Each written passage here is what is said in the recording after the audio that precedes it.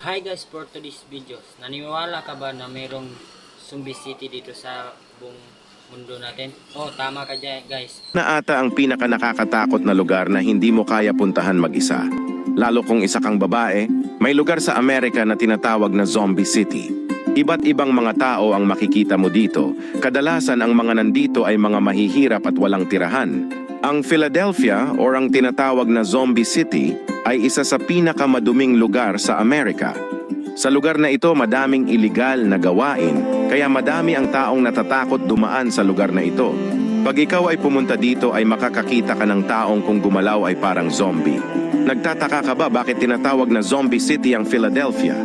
Dahil ang mga tao dito ay gumagalaw na parang zombie.